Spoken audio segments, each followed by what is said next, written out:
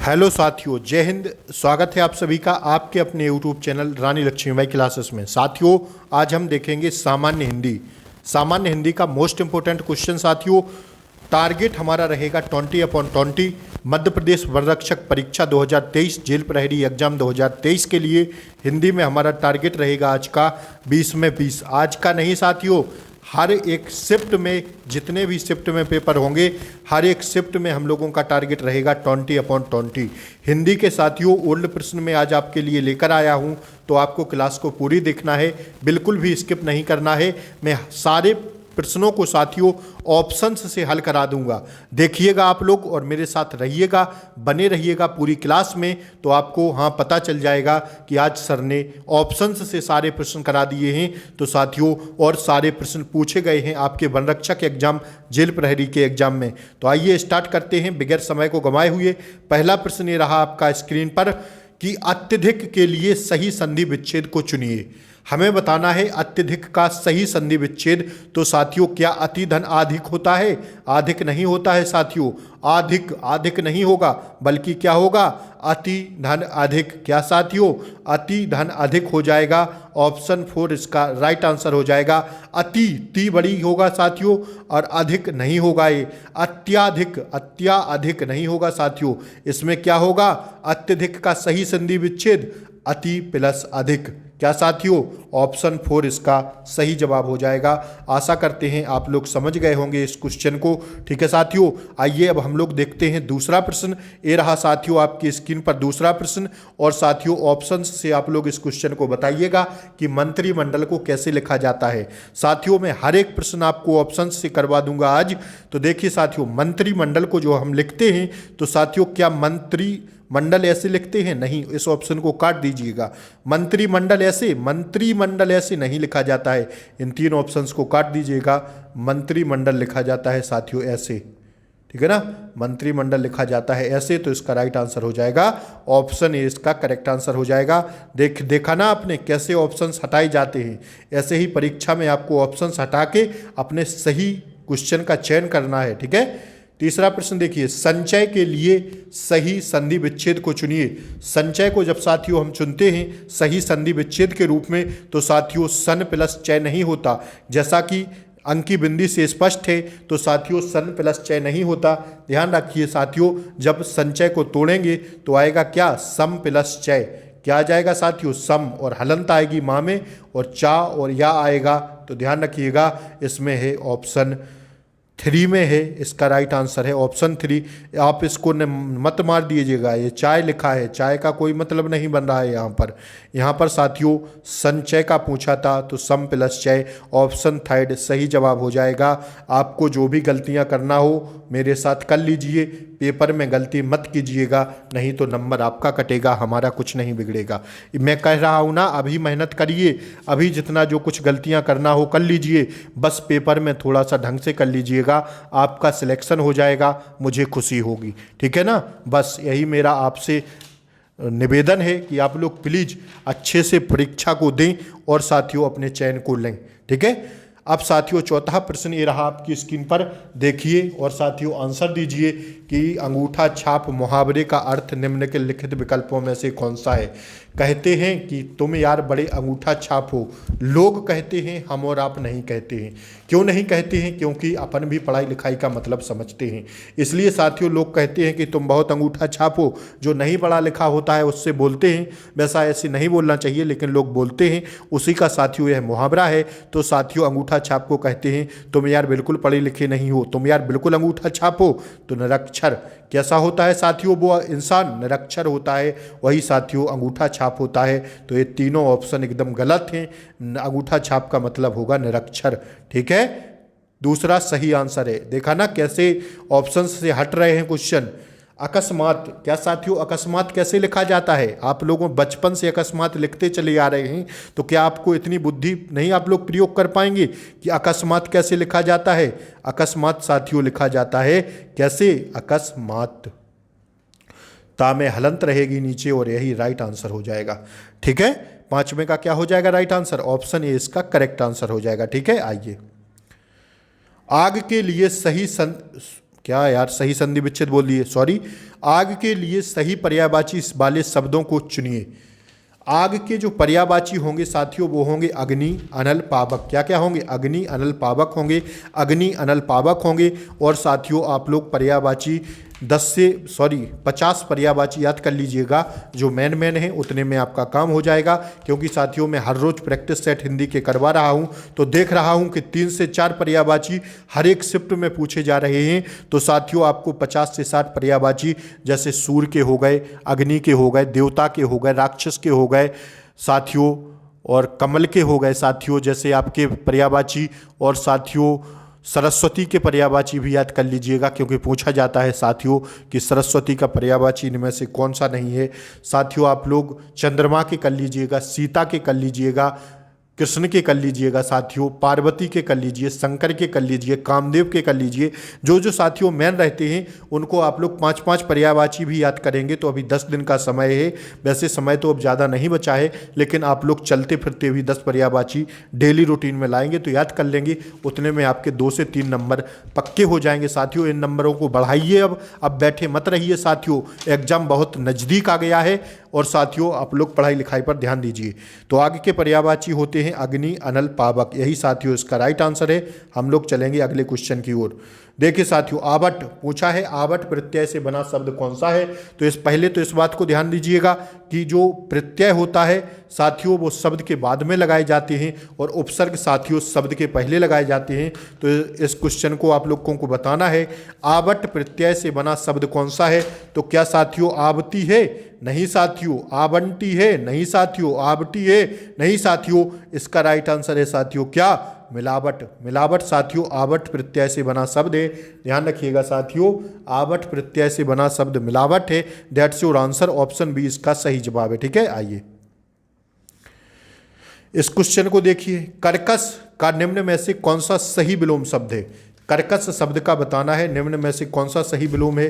तो साथियों इसको भी छांट दीजिएगा आप लोग, ऑप्शन बाहर निकाल लीजिए, बाहर निकाल के फेंक दीजिएगा ऑप्शन और अपना सही ऑप्शन चूज करके आगे बढ़ जाइएगा एग्जाम हॉल में। मधुर कोई शब्द ही नहीं होता साथियों, मधुर कोई शब्द ही नहीं होता हिंदी वर्णमाला में, और हिंदी में साथियों बल्कि माधुर शब्द भी नहीं होता। तो साथियों ऐसे ऑप्शन हमें हटा के अपना आंसर ले लेना है अगर आपको पता ना हो तो, और पता है तो अपना राइट आंसर मारिए। जैसे पेपर में आ गया कर्कश का विलोम शब्द बताना है, अब आपको नहीं पता है, अब आप लोग तुक्का ही मारेंगे, और तुक्का जानते हैं अक्सर गलत होता है, 90% तो गलत ही होता है तुक्का भाई। तो साथियों देखिएगा आपको क्या करना है, मधुर देखना है। यार मधुर कोई शब्द ही नहीं होता, मधुर, हाँ मधुर कुछ शब्द होता है मधुर।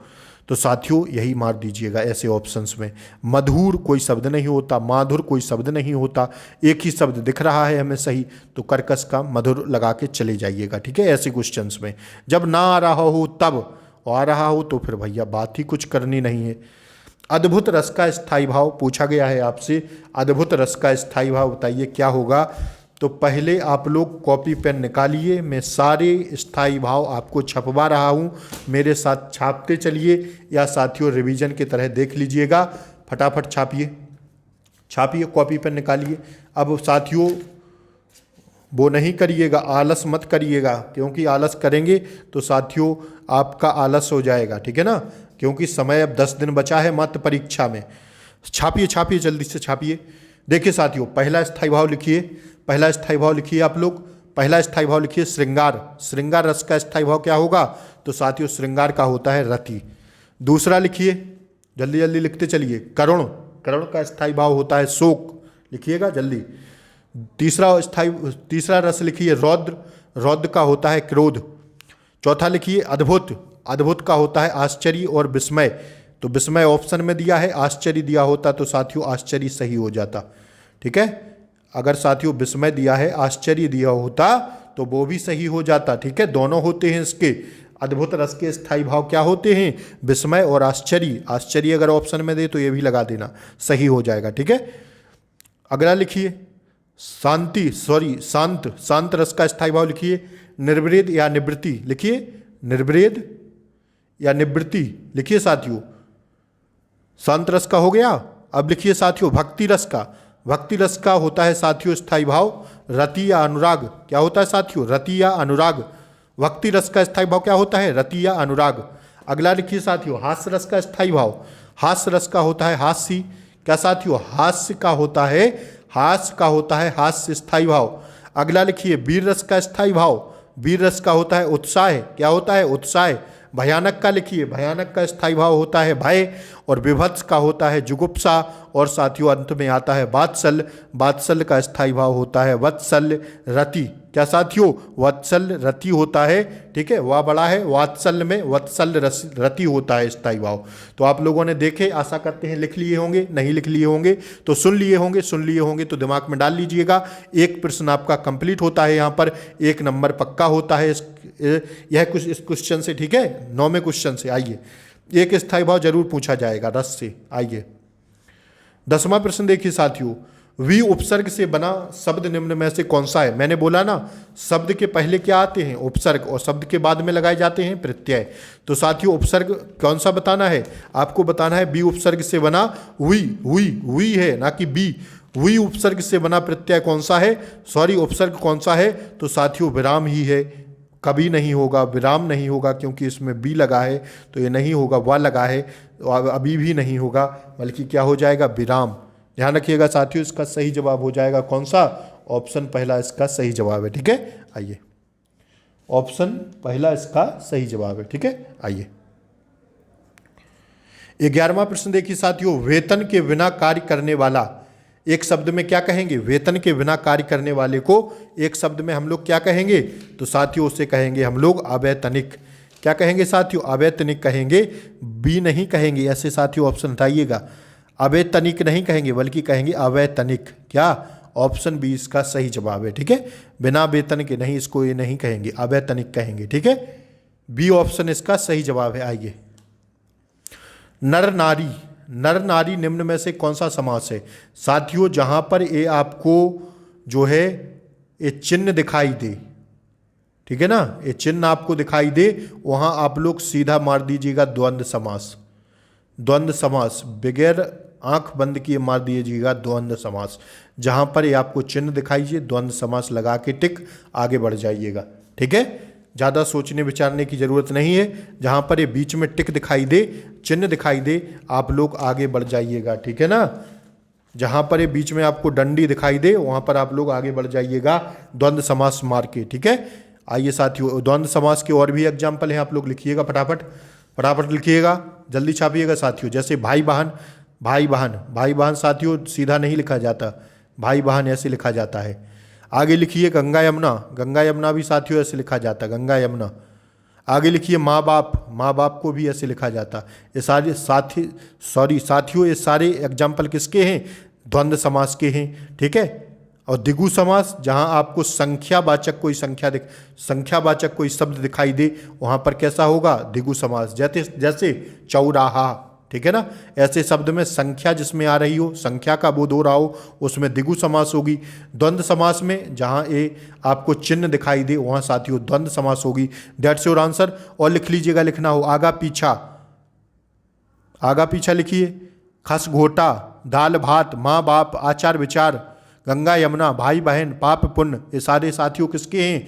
ये सारे साथियों किसके हैं? नर नारी, नर और नारी, माँ बाप, माँ और बाप, आचार विचार, आचार और विचार, ऐसे शब्द साथियों सब साथियों द्वंद्व समास के उदाहरण होते हैं। इसको आप लोग लिख लीजिएगा। आइए अगला प्रश्न देखिए साथियों, ये पूछा गया है आपसे, थोड़ा जानने वाला को क्या कहेंगे एक शब्द में? कहते नहीं है तुम यार बहुत थोड़ा जानने लगे हो, तो थोड़ा जानने वाले को क्या कहेंगे एक शब्द में? थोड़ा जानने वाले को कहेंगे अल्प बुद्धि। नहीं करेंगे, नहीं कहेंगे, नहीं तो अल्प बुद्धि लगा दो आप लोग, फिर एग्जाम हॉल के बाहर निकलो और कहो कि हमारा गलत हो गया। अल्पज्ञ कहते हैं, क्या साथियों? अल्पज्ञ कहते हैं थोड़ा कम जानने वाले को। थोड़ा जानने वाले को क्या कहते हैं साथियों? अल्पज्ञ कहते हैं। ध्यान रखिएगा इसको, इस क्वेश्चन को ध्यान रखिएगा, क्या कहते हैं? अल्पज्ञ। क्या साथियों? अल्पज्ञ कहा जाता है किसको? थोड़ा जानने वाले को। 13 का राइट आंसर हो जाएगा ऑप्शन 3 अल्पज्ञ, ठीक है। आइए अगला प्रश्न साथियों देखिए, ये रहा आपकी स्क्रीन पर, हाथों हाथ में कौन सा समास है? हाथों हाथ, हाथों हाथ में साथियों समास होगा कौन सा? ऑप्शन ए अव्ययी भाव समास, ठीक है ना। अव्ययी भाव समास को आप लोग देख लीजिएगा। हम लोग आगे बढ़ते हैं। अगला प्रश्न ये रहा आपकी स्क्रीन पर, देखिए कर्मठ, कर्मठ का निम्न में से कौन सा सही विलोम शब्द है? कर्मठ नहीं कहते हैं, तुम यार बड़े कर्मठ हो काम करने में, बहुत काम करते हो। तो साथियों जो कर्मठ होता है उसका उल्टा क्या होता है? उसका उल्टा निचला नहीं होता, कर्मठी नहीं होता, निताला नहीं होता, उसका उल्टा होता है सीधा निठल्ला। जो काम नहीं करता है उसको निठल्ला बोला जाता है, आप लोग ध्यान रखिएगा। और जो काम करता है उसे कर्मठ कहते हैं, लगनशील कहते हैं, जुझारू कहते हैं। ठीक है, आइए 16वां प्रश्न साथियों देख लीजिए। वाल वली सूखी सुखद इह रूखे रुखधाम फेरी हड्डी कीजिए सुरस सांच घनश्याम। निम्न में से कौन सा अलंकार है? एक अलंकार याद रखिएगा, जहां वर्ण की आवृत्ति बार बार हो वहां पर कौन सा अलंकार होता है? वहां पर साथियों अनुप्रास अलंकार होता है। अनुप्रास अलंकार चारु चंद की चंचल किरणें खेल रही थी जलतल में।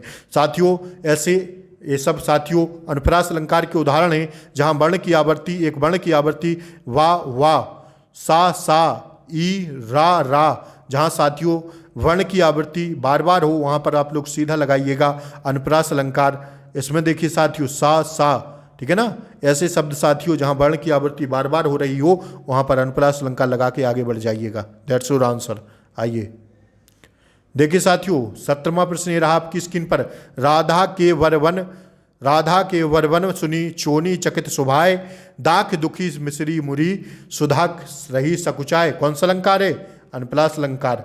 राधा के वरवन वाह सुनी चोनी चकित सुभाए चा, जहाँ वर्ण की आवृत्ति दा, जहाँ वर्ण की आवृत्ति बार बार होता ही हो वहाँ कौन सा अलंकार होगा? अनुप्रास अलंकार। मैंने बोला ना अभी, ध्यान रखिएगा साथियों। अनुप्रास अलंकार, श्लेष अलंकार, यमक अलंकार, इन सारे अलंकार को आप लोग ढंग से पढ़ के जाइएगा। एक अलंकार से आप लोग कन्फर्म प्रश्न करके जाइएगा, ठीक है ना। थोड़े से टॉपिक पढ़ना है और आपके 20 में 20 नंबर आएंगे। मेरा टारगेट रह रहा है रोज हिंदी में आपका। तो साथियों आज हमारी क्लास है हिंदी की 8वीं 7 क्लासें मैंने करा दी हैं। अगर आप लोगों ने इन 7 क्लासों को नहीं देखा है तो लिंक को डिस्क्रिप्शन बॉक्स में पिन कर दूंगा, आप लोग 7 क्लासों को जरूर देखिएगा। अति महत्वपूर्ण ऐसी ही क्लासें हैं साथियों, 7 क्लासें, तो आप लोग जरूर देखिएगा। और चैनल पर नए हो तो चैनल को सब्सक्राइब कर दीजिएगा। Science, Hindi, GK, GS, math सारे क्लासें साथियों इसी चैनल पर चलाई जा रही हैं। तो आप लोगों को नोटिफिकेशन नहीं मिलता होगा, आप लोग चैनल को सब्सक्राइब कर लेंगे, बेल आइकन प्रेस कर देंगे तो आपको रोज दिन में 2-3 बार नोटिफिकेशन मिलेगा। Science, Hindi, math, GK, GS, MPG के सारे प्रश्न यहाँ पर पढ़ाए जा रहे हैं। तो आप लोग चैनल को सब्सक्राइब कर लें, बेल आइकन प्रेस कर दें ताकि आगे आने वाली क्लासों का शिफ्ट का लिंक जो नोटिफिकेशन हो वो आपको सबसे पहले मिले। देखिए साथियों 18वां प्रश्न ये रहा आपकी स्क्रीन पर। दुर उपसर्ग से बना कौन सा उपसर्ग है साथियों? की बताना है उपसर्ग। तो हमने बोला ना उपसर्ग शब्द के पहले लगाए जाते हैं और प्रत्यय शब्द के बाद में लगाए जाते हैं। तो इसमें साथियों दुर्भाव ऐसे लिखा जाता नहीं, दुराभाव नहीं, दुर्भाव, दूरभाव नहीं साथियों, बल्कि दुर उपसर्ग से बना प्रत्यय है दुर्भाव। तो दुर्भाव कैसे लिखा जाता है? ऐसे। तो इसका राइट आंसर हो जाएगा ऑप्शन 4। That's your answer. ऐसे ही हमें ऑप्शन हटाना है, ठीक है, चीज़ों को समझते हुए चलना है। 19वां प्रश्न ये रहा आपकी स्क्रीन पर। वरदंत की पंगत कुंद कली अपराधर बल्लभ पल्लव खोलन की चपला चमके घन बीच जगे छवि मोतन माल अमोचन की। तो इसमें रस बताना है कौन सा है? तो साथियों इसमें रस हो जाएगा आपका कौन सा? वात्सल्य रस, ठीक है। वात्सल्य रस का स्थायी भाव आपको कमेंट बॉक्स में पिन करना है, क्या होगा? अभी मैंने सारे रस के स्थायी भाव बताए हैं। आइए साथियों आगे हम लोग चलते हैं अगले प्रश्न की ओर। आज की क्लास का अंतिम प्रश्न ये रहा आपकी स्क्रीन पर। देखिए मैंने कहा था कमल के पर्यायवाची जरूर पूछे जाते हैं। कमल के पर्यायवाची आप लोग याद कर लीजिएगा। सूर्य के साथियों ऐसे 50-60 पर्यायवाची एग्जाम तक याद कर लीजिएगा। मुंह जबानी याद होना चाहिए, सोचने का टाइम नहीं मिलेगा एग्जाम हॉल में। कमल के लिए सही पर्यायवाची वाले शब्द की पंक्ति चुने तो साथियों Rajiv, Neeraj, Saroj. That's your answer. Option 3 इसका सही जवाब है। कैसी लगी क्लास? लाइक करें क्लास को, बेल आइकन प्रेस करें, सब्सक्राइब करें, ज़्यादा से ज़्यादा क्लास को शेयर करें ताकि और लोगों का भी फायदा हो। मैं मेहनत कर रहा हूं तो साथियों जायज़ मेहनत जाए, आप सभी तक पहुंचे। आप अपने रिलेटिव्स, फ्रेंड्स जिसके पास भेज सकते हैं क्लास को भेजिए। मेरी मेहनत देखिए, आप लोग चैनल को सब्सक्राइब करिए। जय हिंद साथियों, मिलते अगली क्लास में। 9वीं क्लास रहेगी कल हिंदी की, ध्यान रखिएगा। तो चैनल को सब्सक्राइब कर लीजिएगा, आगे आने वाली क्लास का नोटिफिकेशन आपको सबसे पहले मिलेगा। जय हिंद, वंदे मातरम। कैसी लगी क्लास कमेंट करके जरूर बताएं। जय हिंद।